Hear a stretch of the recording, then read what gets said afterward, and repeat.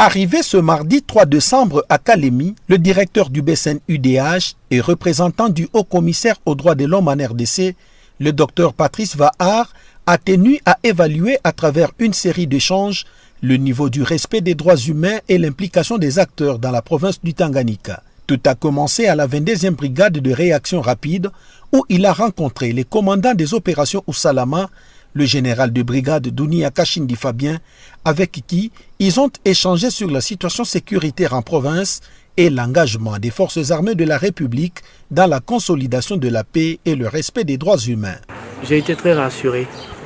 par l'engagement des FARDC et du général à faire des droits humains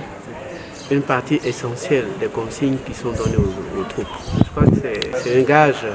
de protection des droits humains. En la salle de réunion du HCR, Patrice Vahar a échangé avec une vingtaine d'acteurs impliqués dans le droit de l'homme, notamment la division provinciale des droits humains, la société civile, les personnes vivant avec handicap physique et albinisme, les médias ainsi que la Commission nationale des droits de l'homme. C'était une bonne occasion pour les acteurs de reformuler des recommandations plausibles à faire rayonner les droits de l'homme dans la province du Tanganyika. Après avoir écouté et échangé avec les acteurs, le directeur du BCN-UDH est allé rencontrer le président de l'Assemblée provinciale, l'honorable Cyril Kimpu Awel, en sa qualité de législateur provincial, pour en même temps présenter ses civilités et solliciter l'engagement de l'organe délibérant de la province dans les processus de respect des droits de l'homme. C'est un riche entretien. Mon séjour est un peu bref, je crois, mais je pense que nous avons déjà un certain nombre de pistes de collaboration, notamment le renforcement des capacités de la future commission parlementaire sur les questions des droits humains qui certainement va se mettre sur place assez rapidement.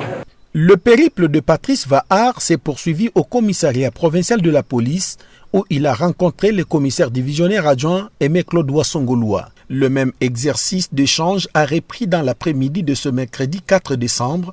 avec les représentants des ONG et agences du système des Nations Unies qui ont également dans leur mission la promotion des droits humains sous toutes ses facettes. Ce jeudi 5 décembre, le représentant du haut-commissaire aux droits de l'homme en RDC a été reçu par le vice-gouverneur de province Kabwemwe Oulongo Isdor, représentant son titulaire empêché. C'était à la fois une visite de courtoisie et d'échange sur la même problématique des droits de l'homme en leur qualité de chef d'exécutif provincial et garant du bon fonctionnement de tous les services impliqués en matière de droits de l'homme. Au parquet près du tribunal de grande instance de Kalemi, à l'inspection générale et au centre de formation de la police, ainsi qu'à la prison centrale de Kalemi pour s'imprégner des conditions carcérales des prisonniers et du traitement de leurs dossiers.